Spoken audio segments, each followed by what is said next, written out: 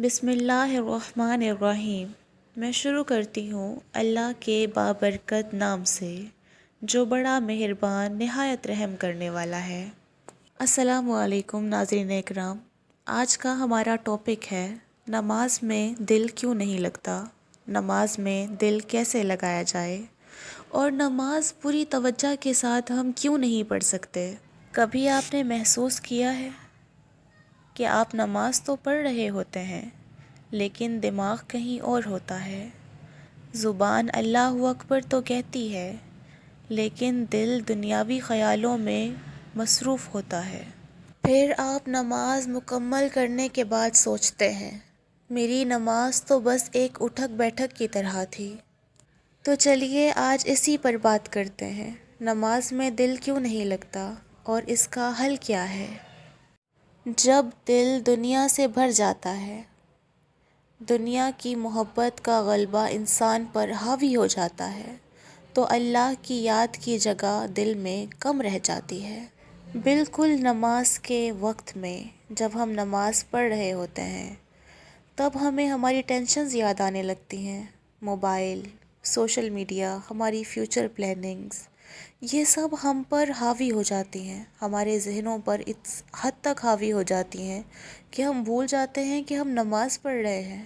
ہماری زبان اللہ کی یاد میں ہوتی ہے، وہ پڑھ رہی ہوتی ہے، مگر ہمارا دماغ، ہمارا ذہن، ہماری سوچ وہ کچھ اور ہی پلاننگ کر رہے ہوتے ہیں۔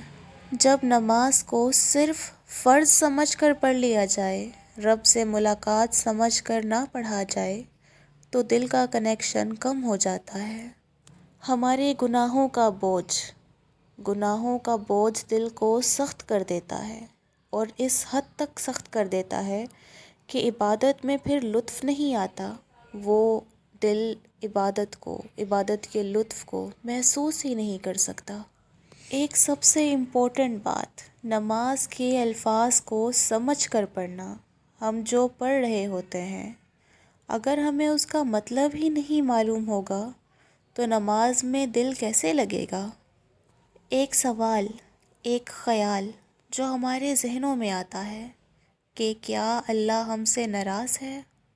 اگر نماز میں دل نہیں لگتا، اس کا یہ مطلب ہرگز نہیں کہ اللہ ہم سے ناراض ہے، بلکہ یہ اللہ تعالیٰ کی طرف سے اپنے بندے کے لیے ایک اشارہ بھی تو ہو سکتا ہے کہ میرا بندہ مجھے یاد تو کرتا ہے لیکن دل سے نہیں، اور جب بندہ پریشان ہوتا ہے تو میرا اللہ اسے اور زیادہ اپنی طرف بلاتا ہے۔ تو چلیے اب مل کر سوچتے ہیں اپنی نماز کو کیسے بہتر بنایا جائے، نماز میں کیسے دل لگایا جائے۔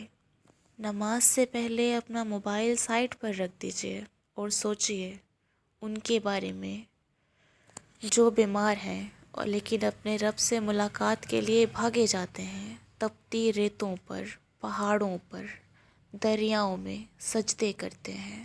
سوچئے ان کے بارے میں جو روڈوں پر بھی اپنے رب کو یاد کرنا نہیں بھولتے، اور ایک ہم جیسے لوگ ہوتے ہیں جو اپنے گھر کے اندر، جو مسجدوں میں جا کر بھی ہم دل سے نماز نہیں پڑھتے، وہ بھی تو لوگ ہوتے ہیں۔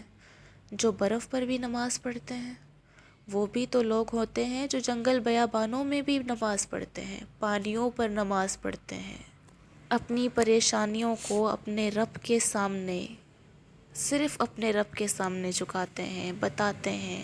تو پھر ہم ایسی نماز کیوں نہیں پڑھ سکتے؟ ہم اس طرح کی عبادت کیوں نہیں کر سکتے؟ ہمارا پھر نماز میں دل کیوں نہیں لگتا؟ ہم کیوں پریشان رہتے ہیں؟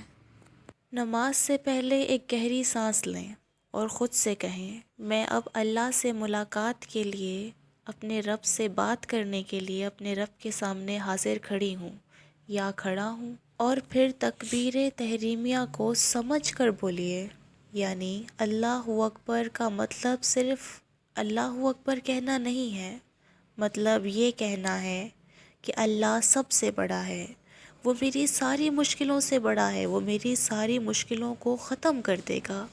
سجدے کو صرف سجدہ نہ سمجھیے، سجدہ تو وہ مقام ہے جہاں بندہ اللہ کے سب سے زیادہ قریب ہو جاتا ہے۔ سجدے میں اپنی زبان سے نہیں، دل سے بات کیجیے۔ اپنی چھوٹی چھوٹی دعائیں، چھوٹی چھوٹی خواہشات کو، جو آپ کے لیے تو بہت بڑی ہیں وہ خواہشیں، مگر اللہ کے لیے وہ بہت چھوٹی ہیں، ان چھوٹی سی دعاؤں کو، ان چھوٹی سی خواہشات کو اللہ سے مانگیے۔ اللہ سے یہ بھی کہنا شروع کیجئے کہ یا اللہ مجھے نماز میں لطف دے دے، مجھے نماز میں سکون دے دے۔ گناہوں سے بچنے کی کوشش کیجئے۔ پرفیکٹ بننا ضروری نہیں ہے، ہاں، لیکن سنسیئر ہونا بہت ضروری ہے۔ یاد رکھیں، اگر آپ کو یہ فکر ہے کہ نماز میں دل نہیں لگتا، تو اس کا مطلب یہ ہے کہ ایمان زندہ ہے۔ مردہ دل کبھی یہ سوال کرتا ہی نہیں ہے۔ اللہ تعالیٰ ہم سے پرفیکٹ نماز نہیں چاہتے، اللہ ہم سے واپس آنے والا دل چاہتے ہیں۔ وہ دل جو اللہ کی طرف، اللہ کی یاد میں پلٹ جائے۔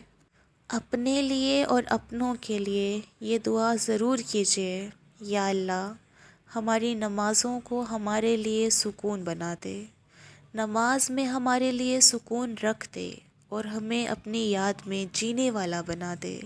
یا اللہ تو ہمیں وہ سکون عطا کر، وہ اطمینان عطا کر کہ ہم نماز پڑھیں اور ہمیں نماز میں سکون آنے لگے، نماز میں لطف آنے لگے۔ آمین یا رب العالمین۔